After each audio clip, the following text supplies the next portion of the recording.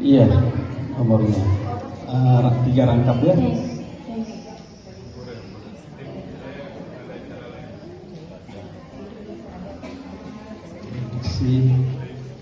Itu berapa Ji? Terus?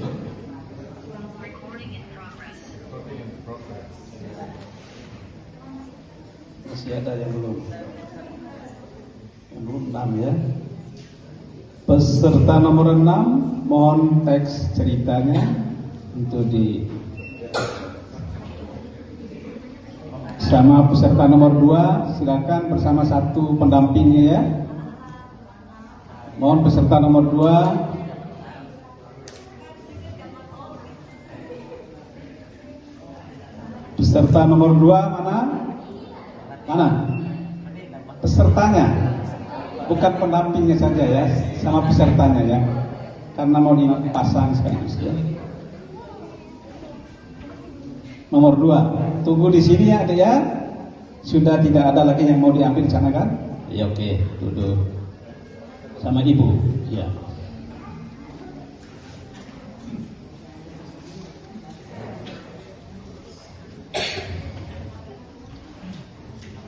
Yang ini hijau. Sudah? Oke?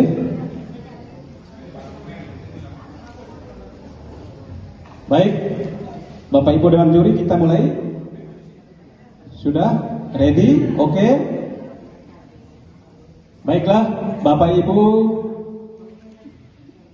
kita tampilkan peserta dengan nomor urut 1 dengan judul cerita La Golo.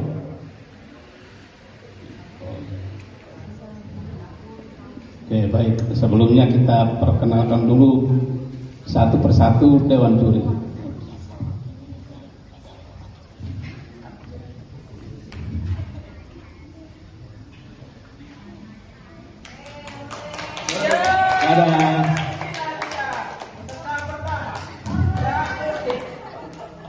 Kita perkenalkan dulu tim juri kita hari ini. Yang pertama adalah yang pakai kerudung, Mbak Vera Watinur ya, dari pegiat literasi Jendela.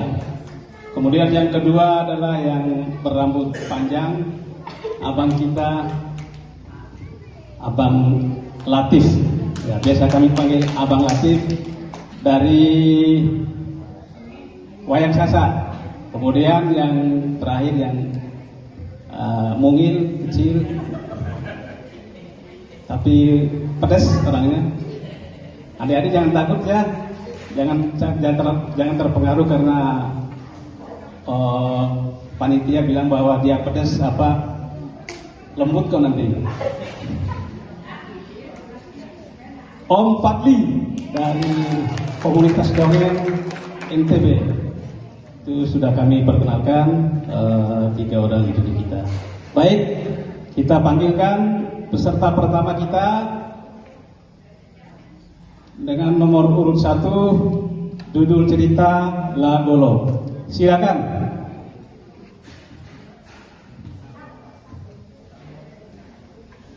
Ketika sedang duduk beristirahat, tiba-tiba La Golo mendengar suara dari balik bukit.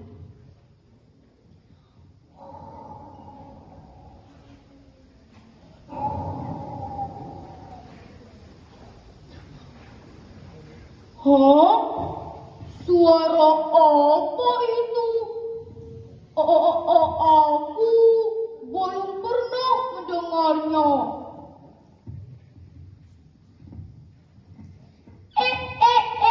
Ada pantun nih. Nanti bilang cakep ya. Cari nama di kota Basra. Kasih nama dari lidah. Perkenalkan nama saya Sahira Az-Zahra, perwakilan dari Dinas Perpustakaan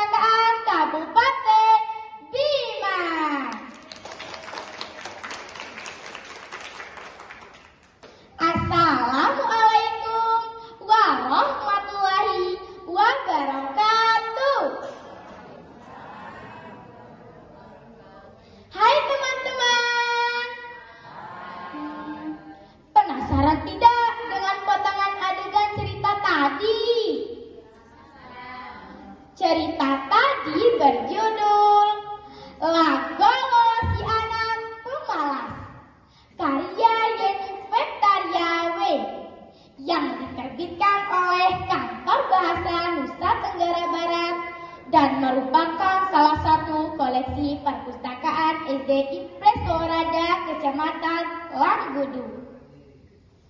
Masih penasaran dengan cerita lengkapnya? Nah, begini ceritanya. Pada zaman dahulu, di sebuah desa kecil di Bima, hiduplah sepasang suami istri yang baru saja dikaruniai seorang anak.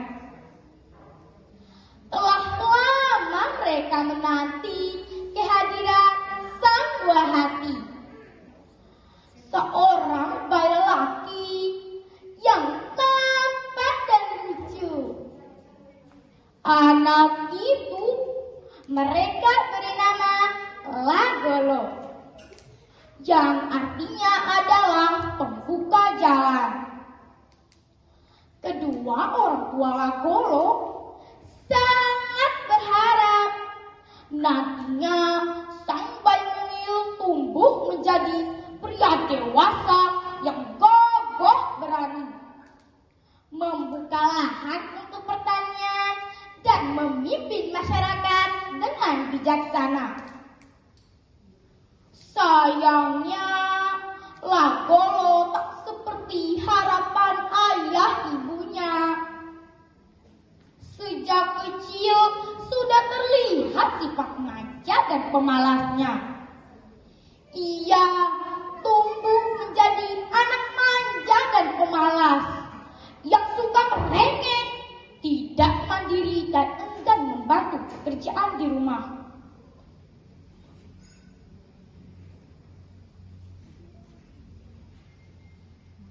Dahulu kita beri ia nama Lagolo agar saat dewasa nanti membawa golong atau golong. Kita berharap ia mampu membuka lahan pertanian dan perkebunan baru agar sejahtera. Tapi dia benar-benar pemalas. Bagaimana mau membuka lahan perkebunan jika membantu mencabut rumput saja tidak mau?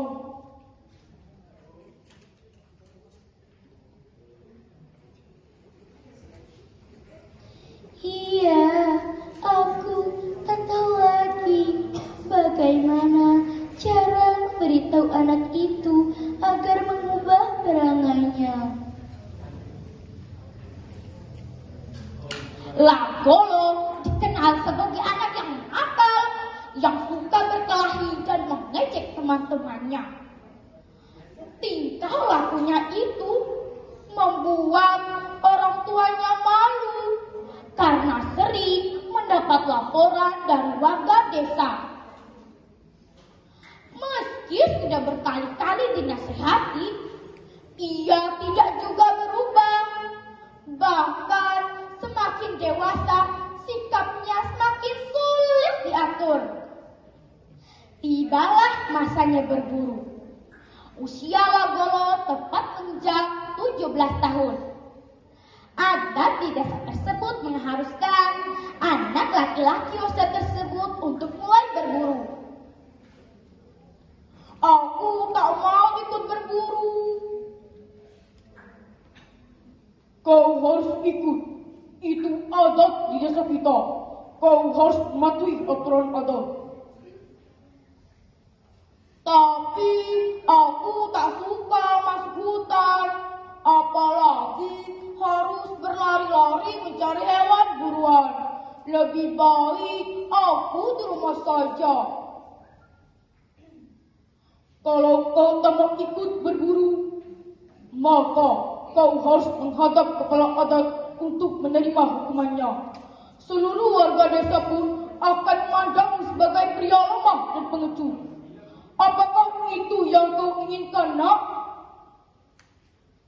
Dengan perasaan kesal, Lagolo akhirnya ikut berburu. Ia tak punya pilihan. Kepala adat akan memberi hukuman keras bagi pelanggar aturan desa. Demikian pula seluruh warga desa akan menghinanya seumur hidup. Keesokan harinya, Lagolo ikut berburu bersama ayah dan warga desa. Sementara ibunya menyiapkan bekal makanan untuk mereka. Rombongan penduduk desa menuju hutan sebelum matahari terbit. Meski hutan itu tidak terlalu jauh, Lagolo yang terbiasa bermalas-malasan kini cepat merasa lelah.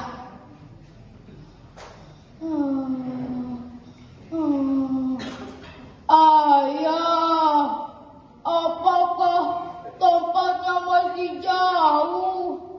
Aku sudah sangat lelah berjalan. Tidak jauh lagi. Ayo, cepatlah. Bagaimana bisa cepat?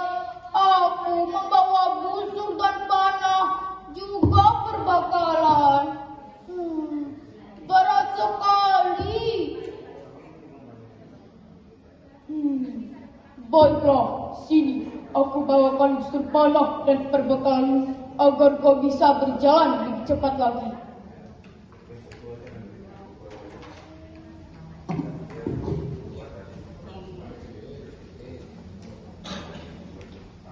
Lagolo menyerahkan semua peralatan berburu kepada ayahnya. Tanpa peduli, ayahnya merasa kelelahan. Ia berjalan lambat di belakang rombongan, hingga jaraknya semakin jauh dari para pemburu. Karena tak melihat rombongan di depannya, Lagolo memutuskan berhenti dan beristirahat di tepi jalan. Toh saat pulang mereka akan lewat jalan ini lagi.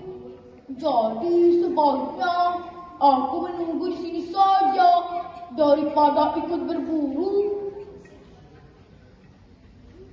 Ketika sedang duduk beristirahat, tiba-tiba Lagolo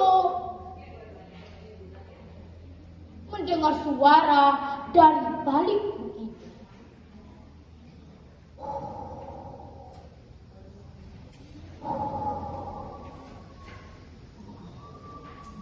Hah? Suara apa itu? Aku belum pernah mendengarnya. Ia pun mencari asal suara itu. Tanpa disadari, ia sudah berjalan jauh ke balik bukit. Sampailah ia di sebuah pohon yang amat besar. Suara itu berasal dari sana. Dilihatnya, buah-buahan pohon tersebut bergelantungan di setiap dahan. Warnanya hijau muda, berbentuk tabung berlubang. Dari lubang tersebutlah angin mengalir dan membuat suara yang tadi didengar oleh Lagolo. Lagolo berniat kembali ke jalan untuk menunggu ayahnya pulang berburu. Tetapi ia terkejut karena tidak ingat jalan kembali. Saat mencoba mencari arah dengan mengikuti suara, ia tidak memperhatikan sekelilingnya dan akhirnya tersesat di hutan. Dengan bingung, Lagolo semakin tersesat di hutan lebat di balik bukit. Merasa takut dan terus memanggil ayahnya. Ayah! Ayah, di manakah kamu? Panggilannya hanya dijawab oleh suara dari buah-buah tadi. Lagolo mulai lelah, perutnya lapar karena semua bekal dibawa oleh ayahnya. Dalam hatinya, ia menyesali kenakalan dan kemalasannya. Ia berjanji jika menemukan jalan pulang, ia akan menjadi anak yang baik serta berbakti. Berhari-hari Lagolo tersesat di hutan, hidup dari buah-buah dan tidur di atas pohon agar aman dari hewan buas. Suatu hari, ia bertemu pemburu bernama Sandari, yang setelah mendengar ceritanya mengajaknya berpetualang, mengajarinya cara bertahan hidup, bekerja keras, mengumpulkan makanan, serta berburu. Sandari seorang pemburu yang cerdas, mengajar Anagolo berbagai keterampilan bertahan hidup, mulai dari berlari secepat rusa, memanjat setangkas monyet, membuka hutan sekuat gajah, dan membidik sasaran setajam mata alam. Anagolo yang kini mulai berubah menjadi lebih baik, terus bersemangat mempelajari semua keterampilan itu dengan tekun. Anagolo mengikuti adu ketangkasan di sebuah desa dan mengalahkan semua pesaing, terutama kesatria kerajaan, hingga membuat raja terkesan dan menanyakan hadiah yang diinginkannya. Hamba ingin pulang ke desa hamba dan bertemu kedua orang tua hamba lagi, mulia. Raja kemudian memerintahkan pengawalnya mencari desa asal Anagolo. Anagolo akhirnya bertemu kembali kedua orang tuanya. Ia menangis meminta maaf atas kesalahannya.